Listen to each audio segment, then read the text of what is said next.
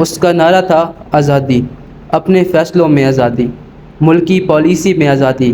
وہ کسی کا بھی دباؤ نہیں چاہتا تھا، وہ چاہتا تھا کہ ہم اپنے ملک میں اپنی مرضی سے رہیں، اپنے فیصلے عوامی رائے سے کریں۔ اس نے اپنی قوم کے سامنے آواز بلند کی کہ ہم اپنے ہی ملک میں آزاد نہیں، بیرونی طاقتیں ہم پر اپنی مرضی مسلط کرنا چاہتی ہیں۔ ان کی خواہش ہے جیسے وہ چاہتے ہیں ہم ویسے ہی رہیں، اور یہ بات ہمیں کسی صورت میں قبول نہیں۔ وہ بیرونی طاقتوں کے خلاف ڈٹ گیا، لیکن اس کا انجام عبرتناک ہوا، اسے رستے سے ہی ہٹا دیا گیا۔ ناظرین، اسے حسن اتفاق کہیے یا عالمی سازش، تاریخ میں جس جس لیڈر نے امریکہ کے خلاف آواز اٹھائی اس کا انجام برا ہی ہوا، چاہے وہ ذوالفقار علی بھٹو ہو یا محمد قذافی، شاہ فیصل ہو یا صدام حسین یا پھر صدر ضیاء الحق، سب کا انجام ایک جیسا ہی تھا۔ امریکہ کو آنکھیں دکھانے والے کسی بھی رہنما کی موت طبیعی نہیں ہوئی۔ آج کی اس ویڈیو میں ہم ایسے 5 رہنماؤں کا ذکر کریں گے جن کے بارے میں یہ کہا جاتا ہے کہ ان کو امریکہ نے سازش کے تحت قتل کروایا۔ شاہ فیصل بن عبدالعزیز ال سعود اپریل 1906 میں پیدا ہوئے۔ 1964 سے لے کر 1975 تک سعودی عرب کے بادشاہ رہے۔ فیصل نے اپنی نوجوانی میں ہی اہم کارنامے سر انجام دینا شروع کر دیے۔ 1934 میں یمن کے خلاف جو کامیاب فوجی کارروائی کی گئی تھی وہ شاہ فیصل کی ہی سربراہی میں کی گئی۔ وہ یمن میں بندرگاہ حدیدہ تک پہنچ گئے تھے، اور اگر ابن سعود جنگ بندی پر راضی نہ ہوتے تو فیصل آسانی سے باقی یمن بھی فتح کر لیتے۔ شاہ فیصل بچپن سے ہی اسلام پسند جانے جاتے تھے۔ وہ اتحاد امت کے عظیم داعی تھے، مگر ان کا انجام دردناک تھا۔ 25 مارچ 1975 کے روز شاہ فیصل سعودی عرب کے لوگوں سے مل رہے تھے۔ انتظار گاہ میں کویتی وفد بھی ان سے ملنے کا منتظر تھا۔ شاہ فیصل کے بھتیجے فیصل بن مسعود اس کویتی وفد سے بات چیت میں مصروف تھے۔ جب وفد کی ملاقات کا وقت آیا تو فیصل نے اپنے بھتیجے فیصل بن مسعود کو بوسہ دینے کے لیے آگے بڑھا، اور اسی وقت بھتیجے نے اچانک ریوالور نکالا اور شاہ فیصل کو 2 گولیاں مار دیں۔ قاتل نے پہلی گولی ان کی ٹھوڑی اور دوسری کان پر ماری۔ شاہ کے ایک محافظ نے فیصل بن مسعود پر تلوار کا وار کرنا چاہا تو وہاں پر موجود ملک کے وزیر پیٹرولیم نے گارڈ سے چلا کر کہا، شہزادے کو قتل نہ کرنا۔ فیصل بن مسعود اسی دوران اطمینان سے وہیں کھڑے رہے اور گارڈز نے انہیں گرفتار کر لیا۔ شاہ فیصل کو اسپتال لے جایا گیا، لیکن وہ زخموں کی تاب نہ لا سکے اور جہان فانی سے کوچ کر گئے۔ Saddam Hussein. سابق عراقی صدر صدام حسین بغداد کی شمال میں واقع شہر تکریت کے ایک غریب خاندان میں پیدا ہوئے۔ والد کی وفات کے بعد ان کی والدہ نے انہیں اپنے رشتہ داروں کے پاس چھوڑا اور گاؤں میں چلی گئیں۔ چند سالوں بعد انہوں نے دوسری شادی کی، اور سوتیلے والد کا صدام حسین کے ساتھ رویہ اچھا نہ تھا۔ صدام حسین کے لیے زندگی مشکل تھی۔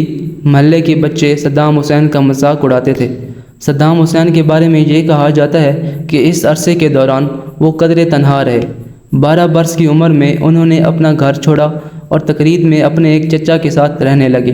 اپنے لڑک پن میں صدام حسین حکومت مخالف مظاہروں میں خاصے سرگرم رہے، مگر عراقیوں کی طرح وہ برطانوی نوآبادیاتی حکومت اور امیر جاگیرداروں کے خلاف ہوتے گئے۔ 1958 کے انقلاب میں عراق میں برطانیہ حامی بادشاہت کے خاتمے کے بعد ملک پر تشدد بحرانی کا دور کا آغاز ہوا، لیکن صدام حسین کے لیے 60 کی دہائی اہم ترین ثابت ہوئی۔ صدام پارٹی کے ایک سینئر رہنما اور ان کے چچا کے قریبی رشتہ دار ایمو حسن الباقر کے منظور نظر اور قریبی ساتھی بننے میں کامیاب ہو گئے۔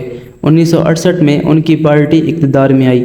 ایمو حسن الباقر ملک کے نئے صدر بن گئے۔ 1989 میں صدام حسین صدارت کے تخت پر براجمان ہوئے۔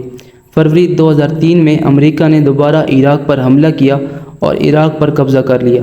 اس قبضے کے بعد 22 جولائی 2003 کو صدام حسین کے دونوں بیٹوں کو عراق کے شمالی شہر موصل میں حملہ کر کے قتل کر دیا گیا۔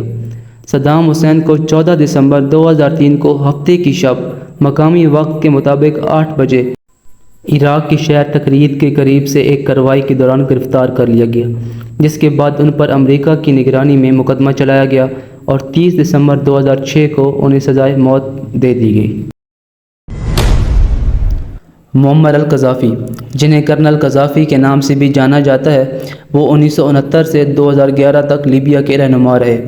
وہ 7 جون 1942 کو پیدا ہوئے۔ ریاست ہائے متحدہ امریکہ بنانے کے بڑے حامی تھے۔ انہیں افریقی اتحاد جس میں 53 افریقی ممالک شامل ہیں اس کا صدر چنا گیا۔ معمر القذافی نے بھی الزام عائد کیا تھا کہ ان کو قتل کرنے کی سازش ہو رہی ہے۔ قذافی نے اپنے آخری خطاب میں کہا تھا کہ میں نے 40 سال یا اس سے بھی زیادہ عرصہ حکومت کی، میں نے لوگوں کو گھر، ہسپتال اور بھوک کی حالت میں انہیں خوراک دینے میں کوئی کسر نہ چھوڑی، لیکن اب مجھے فوجی تاریخ کی سب سے بڑی طاقت کے حملے کا سامنا ہے۔ یہ مجھے قتل کرنا چاہتے ہیں اور مجھے مرنے کی کوئی خواہش نہیں، لیکن مجھے اپنی سرزمین اور اپنے لوگوں جو میرے بچے ہیں وہ محفوظ رکھنے کے لیے مرنا بھی پڑے تو میں گریز نہیں کروں گا۔ میں اپنی اس تقریر کے ذریعے صلیبی جنگ لڑنے والے نیٹو ممالک کو بتا دینا چاہتا ہوں کہ میں ان کے حملوں اور ان کے مظالم کا ڈٹ کر مقابلہ کروں گا۔ 2011 میں نیٹو اور قبائلی باغیوں نے قذافی کے خلاف جنگ شروع کر دی۔ 20 اکتوبر 2011 میں حملہ آوروں نے قذافی کو قتل کر دیا۔ ذوالفقار علی بھٹو۔ ذوالفقار علی بھٹو لاڑکانہ سندھ میں پیدا ہوئے۔ پاکستان میں آپ کو قائد عوام یعنی عوام کا رہبر اور بابائے آئین پاکستان بھی کہا جاتا ہے۔ دسمبر 1967 میں پاکستان پیپلز پارٹی کی بنیاد رکھی۔ 1970 کے عام انتخابات میں پیپلز پارٹی نے نمایاں کامیابی حاصل کی۔ وہ دسمبر 1971 سے 13 اگست 1973 تک صدر مملکت کے عہدے پر فائز رہے۔ 14 اگست 1973 کو نئے آئین کے تحت وزیر اعظم کا حلف اٹھایا۔ 1970 کے عام انتخابات میں دھاندلی کے الزامات کے سبب ملک میں خانہ جنگی کی سی کیفیت پیدا ہو گئی۔ 5 جولائی 1977 کو جنرل محمد ضیاء الحق نے مارشل لا نافذ کر دیا۔ ستمبر 1977 میں ذوالفقار علی بھٹو کو نواب محمد احمد خان کے قتل کے الزام میں گرفتار کر لیا گیا۔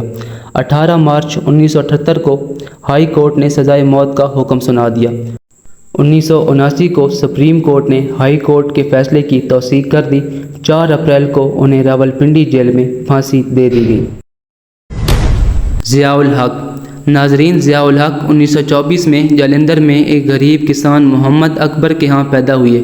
1945 میں فوج میں کمیشن ملا اور آزادی کے بعد ہجرت کر کے پاکستان آ گئے۔ 1964 میں لیفٹیننٹ کرنل اور 1975 میں لیفٹیننٹ جنرل کے عہدے پر فائز ہوئے۔ 1976 میں پاکستان کے چیف آف آرمی سٹاف مقرر ہوئے۔ 17 اگست 1988 کو صدر ضیاء الحق بہاولپور کے قریب فائرنگ رینج میں امریکی ساختہ M1A1 اور مقامی طور پر تیار کردہ خالد ٹینک کی آزمائشی کارکردگی دیکھنے کے لیے بہاولپور ایئرپورٹ سے ان کے طیارے نے اڑان بھری۔ انہوں نے اڑان بھری تھی کہ ہوا میں ایک دھماکہ ہوا اور ان کا جہاز ملبے کا ڈھیر بن گیا۔ ناظرین، آج بھی یہ رائے عام پائی جاتی ہے کہ اس طیارے کو باقاعدہ پلاننگ کر کے پمپ سے اڑایا گیا۔ ناظرین، امید ہے کہ آپ کو یہ ویڈیو پسند آئی ہوگی۔ اس طرح کی مزید دلچسپ ویڈیوز دیکھنے کے لیے ہمارے چینل کو سبسکرائب کریں اور بیل آئیکن کو ضرور پریس کریں۔ شکریہ۔